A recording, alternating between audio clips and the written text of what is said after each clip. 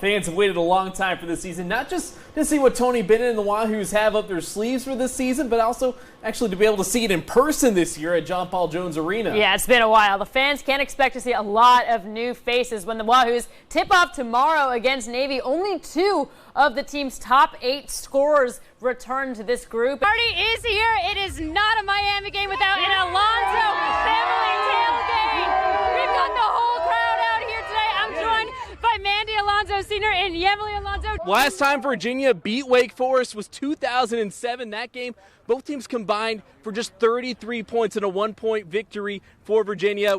Probably going to get a lot more points here tonight. 68.5 is the over-under right now. Guys, what do y'all think? Who do we have tonight? UVA, Wake Forest? Virginia! Yeah! Go-hoo! All right.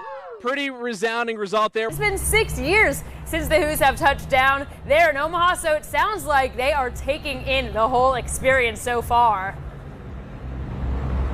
Yeah, Danielle, if you think about it, it's actually crazy. A lot of these players, they committed to UVA right after the UVA won that 2015 national championship. You fast forward, none of them had been in a postseason until this year. None of them have played in a regional until this year, a super regional. Now look where they are. The confetti has been cleared, but it was a familiar sight once again. The blue and orange lining the field here in Hartford. All 68 teams have finally made their way to Indianapolis, with the Wahoos arriving here earlier today. So Virginia is now just a day away from finally starting their title defense, just more than 700 days since they stepped off the court in Minneapolis in 2019. Now, for most teams, the playoff, that is the ultimate goal for them. But each year, Woodbury Forest actually forgoes the playoffs for a chance to play in a game that's actually bigger than anything for the Tigers. Yeah, it is the game, and that is played every year since 1901 against Episcopal. And after last year's was canceled, the Tigers are ready to host it once again. Rivalry week always brings a heightened energy. As you can see behind me here tonight, the Patriots are getting ready for their big game against the Western Albemarle Warriors. Before that shot, Danielle, Reese Beekman was 0 for 5 from the field. He only shot 25% from beyond the arc during the regular season, but as Beekman said in the postgame, he had to shoot that one. And this one comes with even more special meaning to it, as Beekman's mom was able to travel up for the game, up to Greensboro for it. And this comes in a year where Beekman has lost his older brother. He started his college basketball career during a pandemic, and now he hits that shot, one that'll stick with him forever. He has dominated the legal thrillers, and now he has moved back into the world of sports and attempting his first try at college basketball and getting into that realm, dipping into that world, and also a UVA men's basketball season ticket holder. We are joined by the author of Sully, the book he's just releasing today, John Grisham. Preston, well, Virginia women's soccer returned all of their starters from last year's College Cup team that made it to the Final Four. They knew this year was going to be meeting a lot of challenges in just the non-conference play. They already have faced 3 top 15 opponents. Logan Michaels joked with his teammates all season long that he would hit his first home run of the year here in Omaha. Not only did Logan follow through on that, his first homer came in the College World Series in a win on Father's Day in front of his dad, Jeff. Now, Jeff had only been to about 15 games of Logan's career here at Virginia due to his battle with pancreatic cancer. Not only did Jeff leave here today with a win, but he also left with Logan's home run ball. But Jeff will tell you that wasn't the best Father's Day gift. Since then, J.C. Price came along. They lost last week to Miami, but they got the big win today against Virginia in the Commonwealth Cup against their rivals, and now they are bowl eligible, and they're have a little bit more and another opportunity in their season. Yeah, J.C. Price was partying like it was 1995. He won with his Hokies team, and he was celebrating with a cigar after that one. You could see him today on the field here at Scott Stadium doing just that, this time as the interim head coach.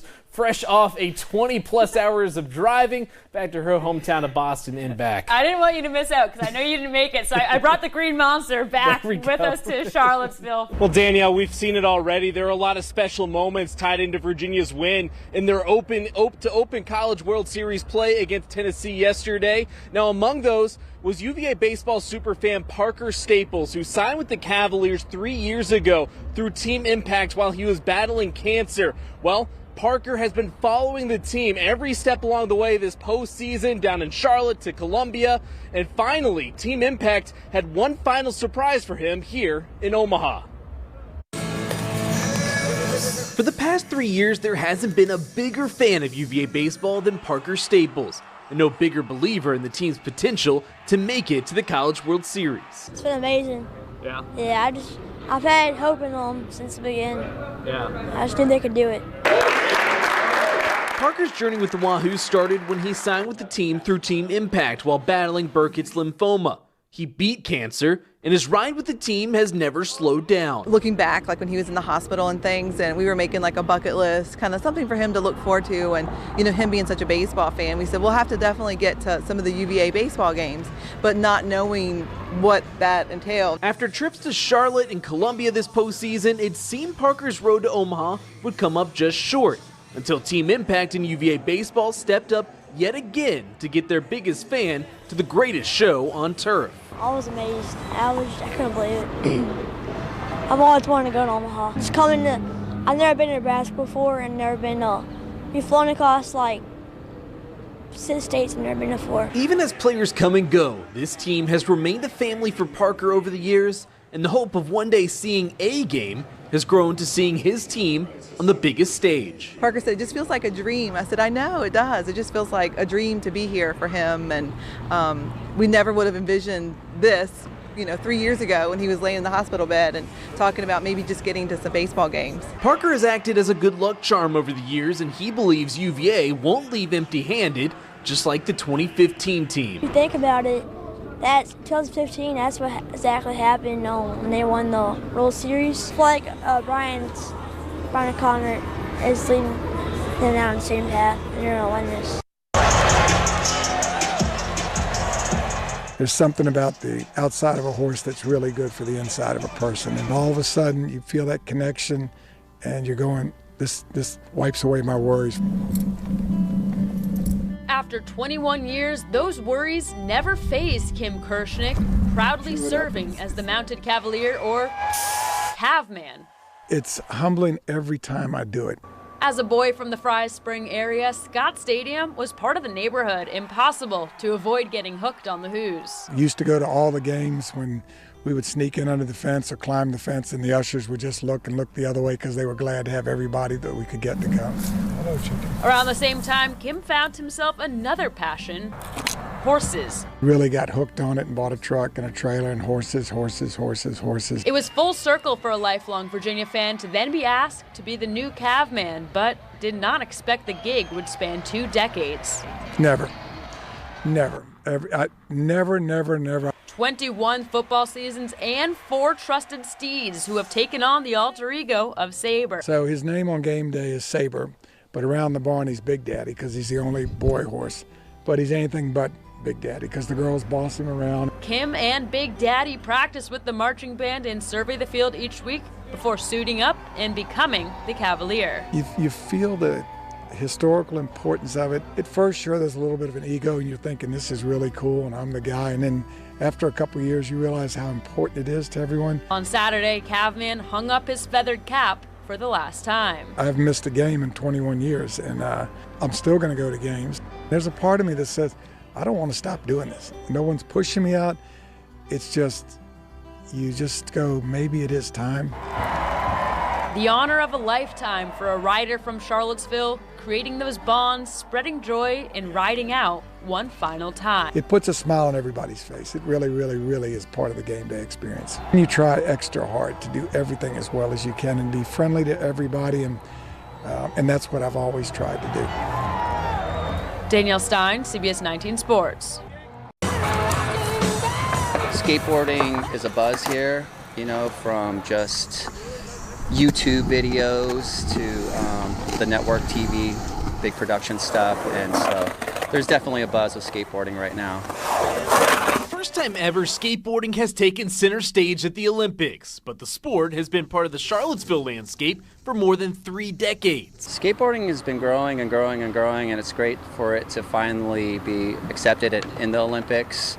The X Games have kind of built up into that. Seeing it in the Olympics It just gives it some validation that it's not just a hobby. What the Olympics has provided the sport is a change in perception, encouraging younger kids to grab a board. We were actually watching some of it the other day because there was some young kids on it, and so I was showing Autumn kind of what those kids are doing in the Olympics, and it was just amazing to see little tiny human beings on those skateboards just shredding it up. It makes me want to go on my skateboard, ask my mom to drive me to the skate camp so I can get better.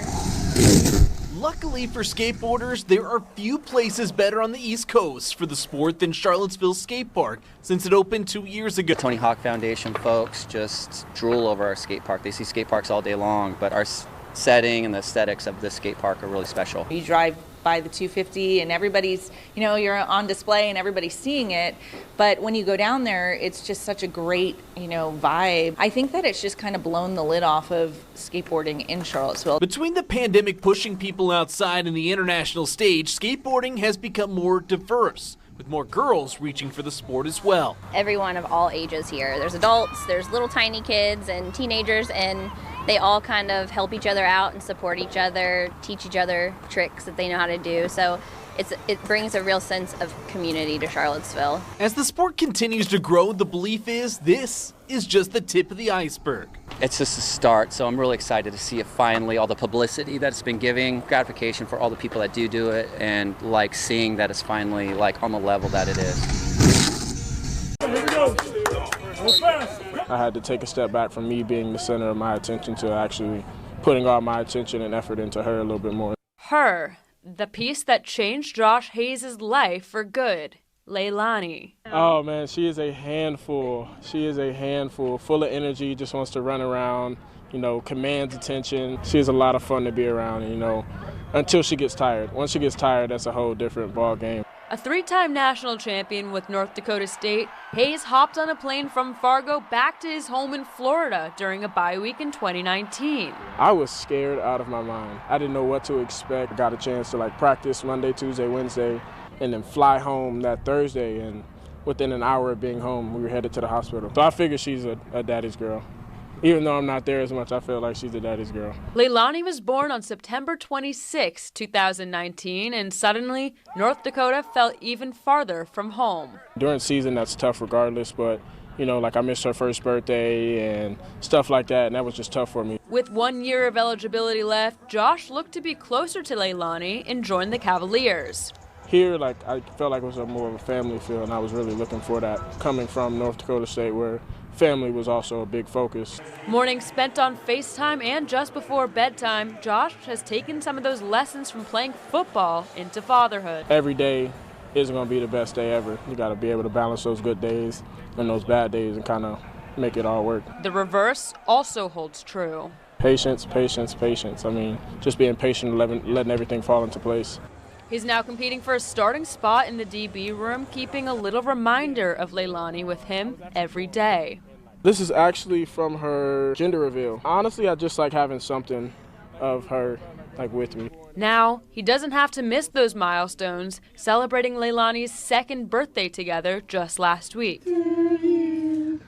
I'm hoping that this will help spring me into a position where I want to be, which is obviously NFL. Me wanting to give her the best life possible, I think this was the best move for me to be able to, put her in position as well as myself. Danielle Stein, CBS19 Sports.